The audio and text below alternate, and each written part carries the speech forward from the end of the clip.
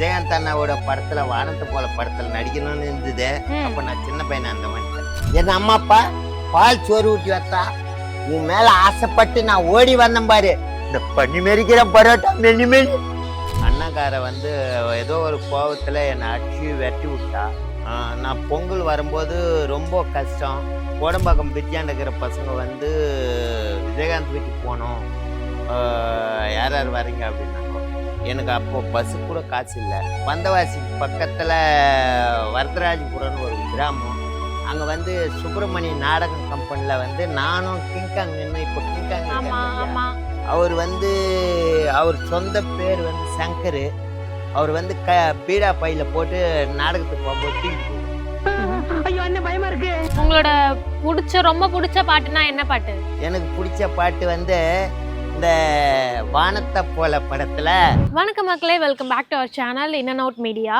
இன்னைக்கு நம்ம கூட வந்து பார்த்தீங்கன்னா ஒரு ரீலில் பயங்கரமாக வந்து இவர் ஒருத்தரை பற்றி பேசியிருந்தாரு. அதாவது ஒரு ஸ்டாரை பற்றி பயங்கரமாக வந்து அவரோட எமோஷன்ஸை ஷேர் பண்ணியிருந்தாரு. ஸோ அந்த பர்சன் கூட தான் வந்து நம்ம இன்னைக்கு காத்து வாக்கில் பேசுவோம் அப்படின்ற ஒரு இதில் வந்து இருக்கோம். யார் அவர் வந்து என்னெல்லாம் பண்ணியிருக்காரு அப்படின்றத அவரே வந்து பார்த்தீங்கன்னா சொல்ல போகிறாரு.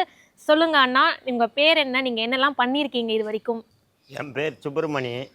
நான் அரக்கோணம் பக்கத்தில் எங்கள் ஊர்லேருந்து எங்கள் அம்மா அப்பா அண்ணன் தம்பி எல்லாமே சின்ன வயசில் எனக்கு அண்ணாக்காரை வந்து ஏதோ ஒரு கோபத்தில் என்னை அடிச்சு வெட்டி விட்டா. நான் பொங்கல் வரும்போது ரொம்ப கஷ்டம். கோடம்பாக்கம் பிரிட்ஜாண்ட தான் உட்காந்துருந்தேன். கோடம்பாக்கம் பிரிட்ஜாண்டுக்கிற பசங்க வந்து விஜயகாந்த் வீட்டுக்கு போனோம், யார் யார் வரீங்க அப்படின்னாங்க. எனக்கு அப்போது பஸ்ஸு கூட காசு இல்லை. அந்த நேரத்தில் நான் வந்து விஜயகாந்த் அண்ணாவை பார்க்கறதுக்கு போனேன். அவங்கெல்லாம் அவங்க ரசிகர் மூலயமா போய் எல்லாம் உள்ளே சாப்பிட்றாங்க. நான் வந்து வீட்டுக்கு வெளியில் வந்து இப்போ இருக்கிற வீட்டுக்கு எதிர்க்க அந்த நம்பர் 54 டோர் நம்பர் அங்கே சாலிகிராமத்தில் இருக்கிற வீட்டாண்ட அந்த வீடு வந்து கேட்டு கருப்பு கேட்டு பெரிய பெரிய கேட்டாக இருந்துச்சு. அப்போது வந்து பின்னால் நாய்ங்களாம் டாக்கெல்லாம் கட்டி வச்சுருக்காங்க. அந்த டாக்கெல்லாம் கட்டி வச்சுருக்கும் போது அங்கே வந்து திடுக்குன்னு டாட்டா சும்மா வந்து நின்றுச்சு. ஒரே நம்பர் 1ஆம் நம்பர். நான் வந்து அவரோட கட்சியும் இல்லை, அவர் ரசிகரையும் இல்லை. நான் வந்து வந்தவாசி பக்கத்தில் வரதராஜபுரம்னு ஒரு கிராமம்.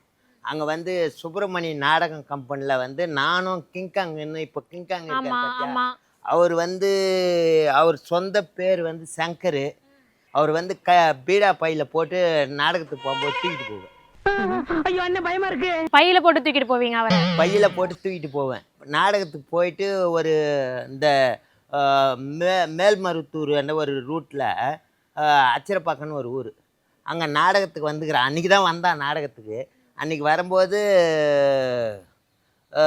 மழை ஜோன்னு வந்துச்சு. அவன் வேஷம் போட்டு வெளியே வந்தா ஸ்டேஜுக்கு மழை வந்துச்சு. அந்த நைட்டு அங்கேயே இருந்து நாங்கள் மண்ணு ஆடிட்டு வந்தோம். நீங்க தெருக்கூத்து அந்த மாதிரி நாடகத்துல நடிப்பீங்க? நாடகம் அதெல்லாம் கூட நான் நடிச்சிருக்கேன். உங்களோட ரொம்ப பிடிச்ச பாட்டுனா என்ன பாட்டு? எனக்கு பிடிச்ச பாட்டு வந்து இந்த வானத்தை போல படத்துல இந்த மீனா வீட்டுக்கு வந்து எங்கள் அண்ணன் வந்து ஹோட்டலில் வேலை செய்துன்ட்டு முத்து என்ன சொல்லுங்க அண்ணா அப்படின்னு ஆற்றுங்கார ஓரத்தில் போய் அந்த ஆற்று ஓரத்தில் பட்டணத்துலேருந்து ஒரு பெரிய பங்களாக்காரர் எங்கள் வீட்டுக்கு வராங்க.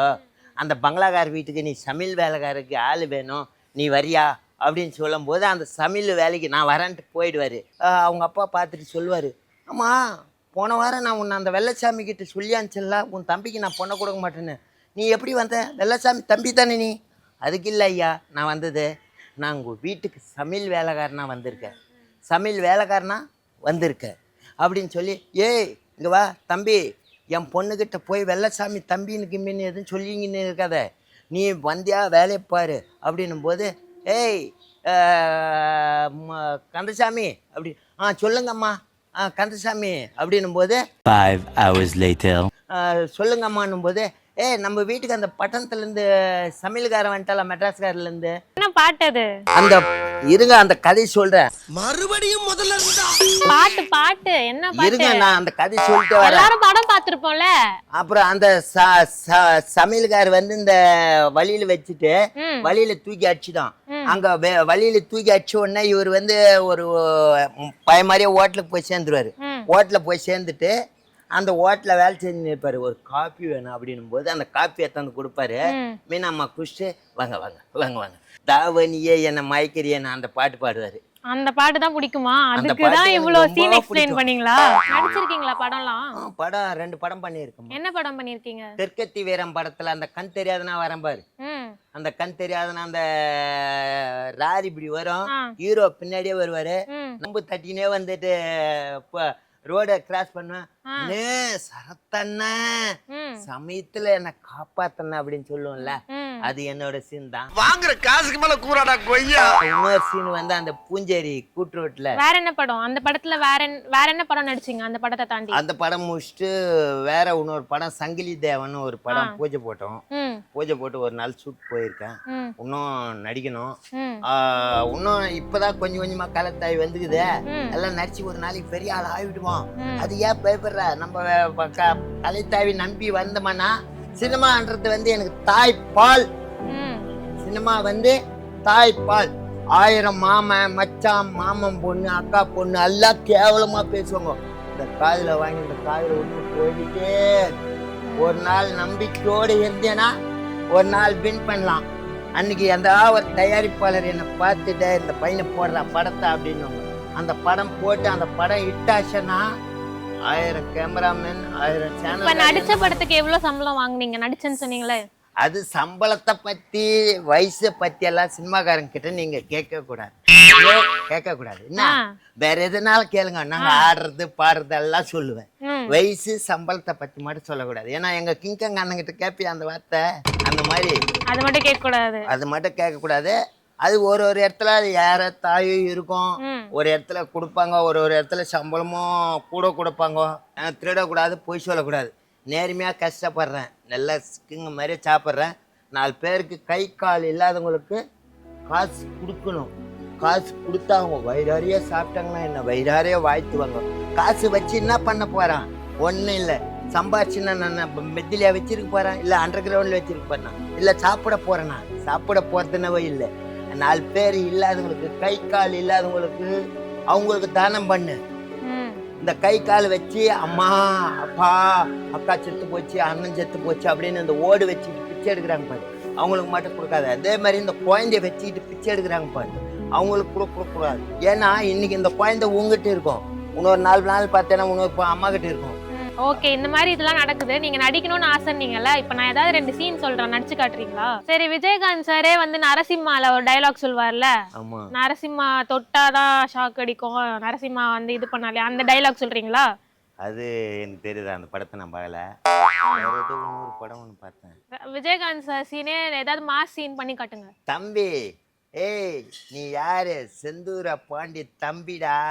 நீ அந்த ஊரை பொண்ணை லவ் பண்ணிட்டு சும்மா விட்டு வராத, அந்த புள்ளியோட வரணும்டா நீ. அண்ணே நான் வந்து செந்தூர பாண்டி தம்பினை நான் லவ் பண்ணிட்டு உன்னை விட்டு வருவேன்னு நினைக்கிறேன். அந்த புள்ளிய அப்படியே தூக்கிட்டு வருவேன்னு. நான் யாரு? செந்தூர பாண்டியோட தம்பி. நல்லா நடிக்கிறீங்க, ஆக்ட்ரஸ் மாதிரியும் பண்ணி காட்டலாமே. நான் அது எல்லாம் பண்ண மாட்டேன், எனக்கு தெரியாது. நான் எங்க நாடகத்துல வேணான்னு சொல்றியா? ஆ. ஐயோ என்ன பயமா இருக்கு. நாட்டு தளபதியாருக்கு மகனா பிறந்து சீர சிறப்போட வாழ்ந்து வருகிறேன். அயல்நாட்டுக்கு சென்று நான் பட்டம் படிப்பு முடிச்சுட்டு ஓடோடி வருகிறேன். என் அம்மா அப்பாவை காணலை. என் அம்மா அப்பாவை தேடி போகும்போது ஒரு அழகா ஒரு பொன் ஆடி துள்ளி ஆடல் பாடல். யாருன்னு தெரியல. யாரடி பெண்ணே நீ? என் நாட்டு அரண்மனையில உனக்கு என்ன வேலை? என் நாட்டு அரண்மனையில ஆடல் பாடல் உனக்கு. ஐயா நீங்கள் காலால விட்ட வேலை நான் கையால செய்யக்கூடியவள். என் மேல நீங்க ஆசை வைக்காதீங்க. நல்லா பண்றீங்களே. அப்புறம் வேணா பப்புனா நிறைய பண்ணியிருக்கேன். பஃபுனாவா? பப்புனா காமெடி. இந்த நாடகத்துல முத காமெடிக்கு வருவாங்கல்ல, ஆமா, அதெல்லாம் நிறைய பண்ணியிருக்கேன். படத்தோட சீன்ஸ்லாம் எதுவும் அந்த அளவுக்கு நடிச்சது இல்லையா? நடிச்சதுல நான் நடிச்சது ஒரே ஒரு படம் தான். அந்த ஒரு படம் தான். அது அப்புறம் போனால் நம்ம வீட்டு கல்யாணம் படத்தில் பண்ணியிருக்கேன். பண்ணும்போது நான் ஷூட்டிங்கில் பார்த்துருக்கேன். மாமனாரே எப்போ வந்தீங்க ஊர்லேருந்து? இப்போதான் வந்தேன் மருமான. எதுக்கு வந்தீங்க ஊர்லேருந்து? நம்ம வீட்டில் 2 பிள்ளைங்க மெட்ராஸில் படிச்சிருந்தாங்கல்ல, அந்த பிள்ளைங்களுக்கு படிப்பு முடிச்சிட்டாங்க, பெரிய இடத்துல வேலை கிடைக்குதுன்ட்டு அந்த பெரிய இடத்துல வேலை கிடைக்குதுன்ட்டு அந்த ப்ரொமோஷன் தேடி நாங்கள் வந்தோம். ஓ, ஊரில் துறத்துக்கு சோறே இல்லையே, உங்களுக்கு ஏது இவ்வளோ துட்டு? ஊரில் அரகாணி சொத்து வச்சுருந்தல, சொத்து வித்துட்டோம்ல, வித்துட்டா பெரிய இடத்துல வேலை கிடைக்கும், பெரிய இடத்துல பொண்ணை பார்த்து கல்யாணம் பண்ணிட்டு போனா நம்ம பெரிய ஆள் ஆயிடும்ல. ஆ, அப்படியா? அட பாவி, ஆளை பார்த்தா டம்மி பீஸா இருக்க, பயங்கரமான ஆளா இருக்கேடா. பாட்டு பாடுங்க விஜயகாந்த் சார், பாட்டு பாடுங்க. வானத்தை போல மனம் படுத்த மன்னவனே, தனிய குனிய போல குணம் படுத்த என்னவனே. சரி, இப்ப வாய்ப்பு தேடுறீங்கல்ல சினிமால, ஆமா. வாய்ப்பு தேடி எந்த அளவுக்கு வந்து அலைஞ்சிருக்கீங்க, எவ்வளவு நாள் வந்து போராடி இருக்கீங்க? ஐயோ, அது செம நாள் போராட்டம். அந்த போராட்டத்துலலாம் நான் எவ்வளோ பண்ணியிருக்கேன். என்னோட வாழ்க்கையில் எவ்வளோ போராட்டமெல்லாம் பண்ணியிருக்கேன். அந்த சினிமாவில் வாய்ப்பு தேடி போகும்போது சாப்பாடு கூட கிடைக்காது எனக்கு. அந்த சாப்பாடு கூட கிடைக்காம தண்ணி குடிச்சிட்டு அப்போ சாப்பிட போகும்போது சாப்பாடு கூட இருக்காது எங்களுக்கு. அந்த சாப்பாடு வந்து எனக்கு என்ன தெரியுமா, ஒரு டீ ஒரு போண்டா தான் என்னோட சாப்பாடு. அப்போ அப்படியே போய்கிட்டு இருக்கும்போது ஒரு நாள் வந்து பெண்ணின் கதையில நடிக்க வச்சார் எங்க கே பாக்யராஜ் அண்ணன்.